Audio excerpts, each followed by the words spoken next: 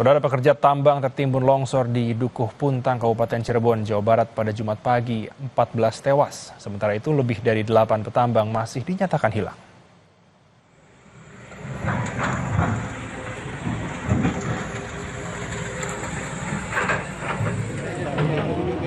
Sejumlah alat berat yang saat kejadian sedang melakukan kegiatan penambangan pun turut tertimbun.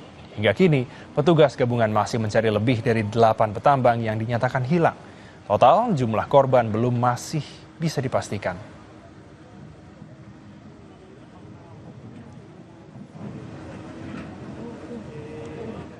Kepala Pelaksana BPBD Cirebon, Denny Nur Cahya, menyebut korban tambang longsor terdiri dari sopir dan buruh tambang. Korban berasal dari wilayah Kuningan dan Cirebon. Evakuasi korban dilakukan menggunakan eskavator, saudara. Sejauh ini ada 12 korban luka yang dibawa ke Rumah Sakit Gunung Jati, Cirebon. Ini warga dari mana saja, Pak? Kebetulan itu supir yang pembeli, ada yang dari luar, ada yang dari Kuningan juga ada, dari wilayah Cirebon.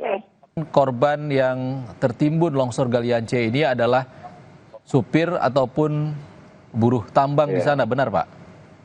Betul, karena kan lagi melakukan penambangan, jadi ada pengisian dump truck ya. Dump truck ya, itu jadi longsoran, jadi dump truck yang sedang mengisi material tambang itu tertimbun gitu. Gubernur Jawa Barat Deddy Mulyadi melalui akun Instagramnya pernah mengunjungi penambangan Galian C, lokasi tambang longsor. Deddy melihat penambangan sangat berbahaya dan tidak memenuhi standar keamanan untuk pegawai tambang. Oleh karena itu, Deddy memerintahkan agar perusahaan tambang tersebut ditutup.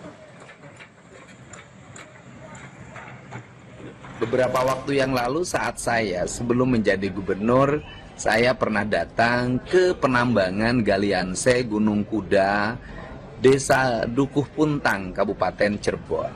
Saya melihat penambangan Galian C itu sangat berbahaya, tidak memenuhi unsur standarisasi keamanan bagi para pegawainya.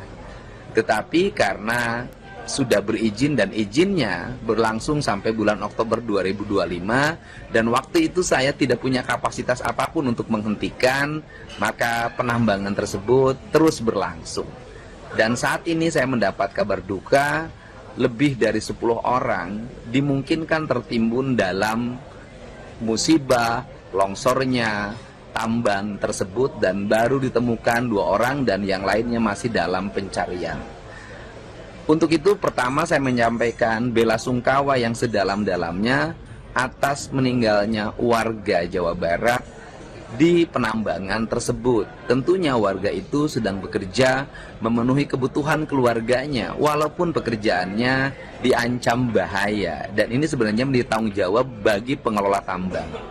Dan semoga keluarganya diberikan ketabahan dan yang meninggal diterima iman Islamnya, diampuni segala dosanya dan ditempatkan di tempat yang mulia sisi Allah Subhanahu wa Ta'ala.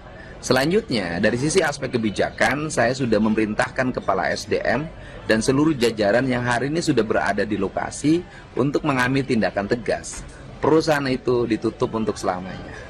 Demikian informasi yang dapat saya sampaikan. Semoga ini menjadi pelajaran penting bagi kita semua bahwa berusaha harus memperhatikan keselamatan para pekerja. Karena itu merupakan tanggung jawab dari pengusaha dan Galian harus memperhatikan aspek-aspek dampak yang akan timbulkan bagi lingkungannya.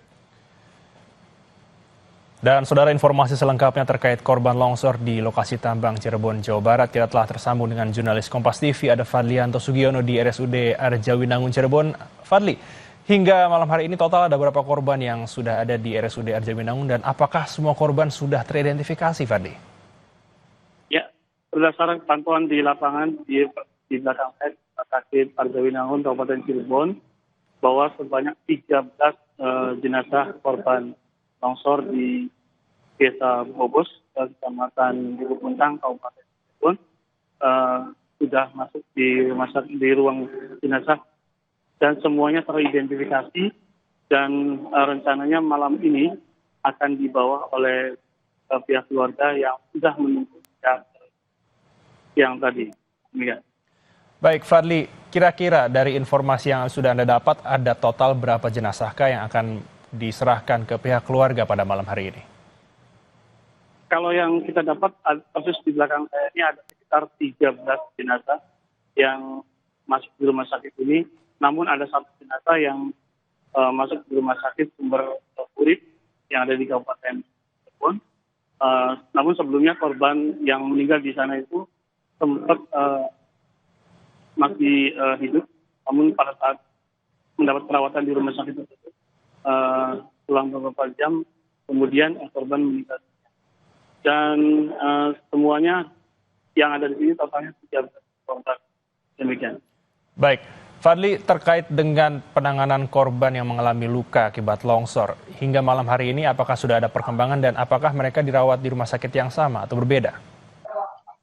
Ya, berdasarkan dari keterangan atau data dari Badan Penanggulangan Bencana dan Basarnas yang di Jawa Barat, bahwa sekitar 7 korban yang mengalami luka masih dalam perawatan di rumah sakit yang berbeda, yakni di Sumber Urip yang semuanya ada sekitar 7.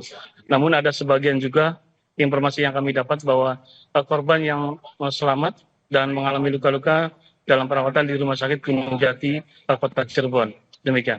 Baik, Fadli, terkait dengan proses pencarian pekerja yang masih tertimbun, apakah masih akan terus dilanjutkan di esok hari atau sudah ada informasi akan ditutup, Fadli?